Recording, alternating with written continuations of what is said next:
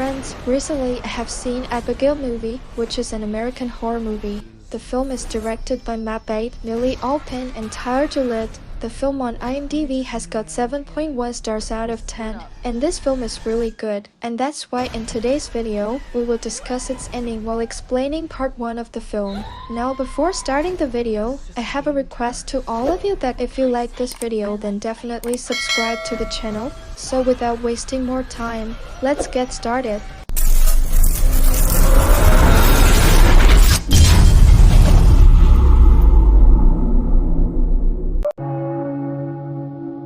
So at the beginning of the film we see a girl named Abigail who was doing ballet dance. At the same time, 6 people were keeping an eye on Abigail from outside because they had to kidnap Abigail. So when Abigail gets into her big car and goes to her big house, these 6 professionals kidnap Abigail in a very clean way. These people give Abigail injections to make him unconscious, and although there is a bit of a scene here as if kidnappers can be caught, still these people escape with Abigail in the van.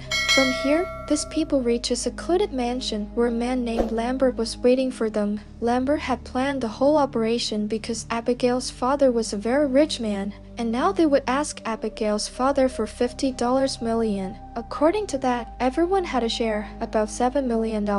Lambert says that they have to keep Abigail on this machine for only 24 hours, and then the job will be over. During these 24 hours, Abigail will be handcuffed in a room, and no one will tell anyone their personal name. Rather, these people will use fake names. So now let me tell you all the fake names of these 6 people. The first girl is Joe, who was his medic, then Frank, who was the leader of the kind of strong decision-making skills, hacker Sammy, driver Dean, sniper expert Rickles, and muscle Peter with strength. As soon as now Lambert leaves, these 6 people talk to each other, and here Joe starts telling personal things about everyone with her deduction skills. For example, Frank has previously been a police detective. Peter was quite bullied since childhood, even bullied by his father. But with age his size increased, after which he himself has become a bully, and now he does similar muscle work, like kidnapping, bouncer work, etc. The hacker Sammy is already rich, because of course she hacks and empties the accounts of others.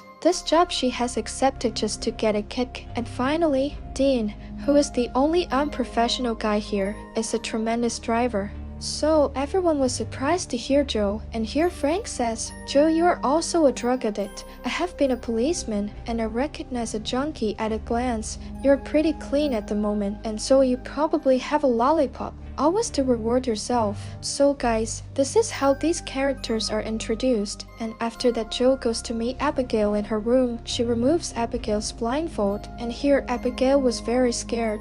And Joe promises her that she will neither harm Abigail nor let anyone else do it. The two bond a bit, where Joe reveals that she too has a son of Abigail's age. Abigail also tells that her father does not love her anymore, and that he is a slightly dangerous person. Now that Joe starts to leave the room, Abigail warns Joe that something pretty bad is going to happen tonight. Now Joe finds this strange, and in such a situation, Joe tells Frank that Abigail's father seems to be a dangerous man. We should know whose daughter we have kidnapped. Hearing this, Frank goes into Abigail's room, threatens him with a gun, and asks him what his father's name is. So Abigail tells out in fear that her father's name is Christoph Lazarus, and hearing this Frank's senses are blown away. Frank immediately tells everyone that they have kidnapped Christoph Lazarus' daughter.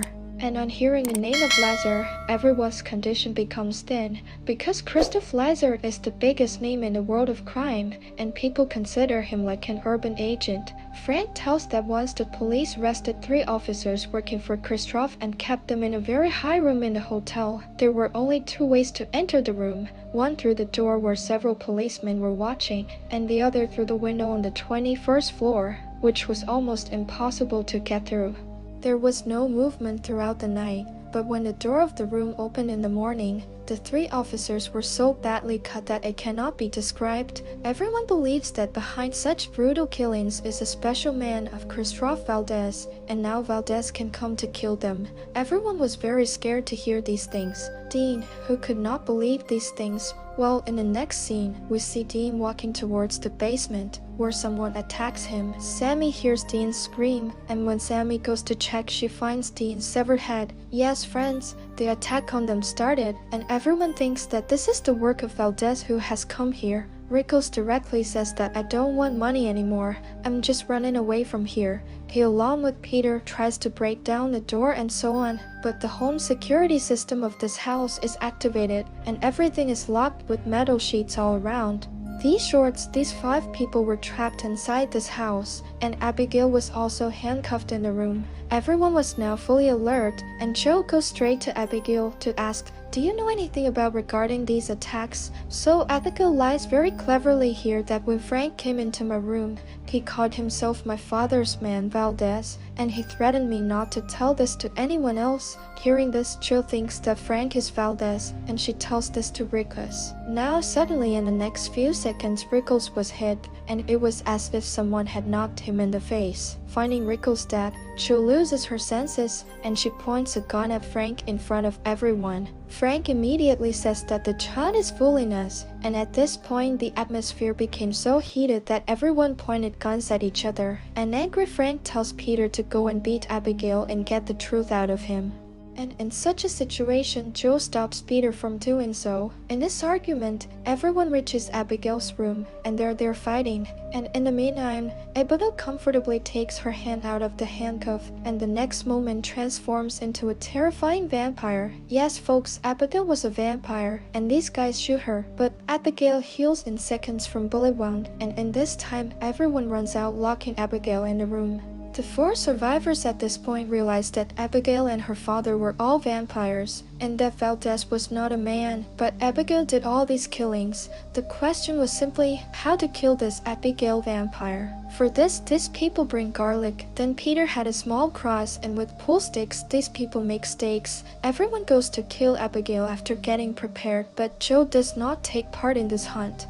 Joe believed that they should make some kind of deal and run away from here alive, then kill Abigail. Well, everyone else besides Joe goes to kill Abigail, so they find Abigail dancing with Dean's dead body. All attack Abigail together, and Abigail P. Cross or garlic has no effect. Abigail is single-handedly heavy on all of them, and she hurts Peter and leg and Frank on the chest. Everyone somehow escapes from there and saves their lives. So friends, that's all for today. Meet you in part 2 of this movie, whose link is given in the description.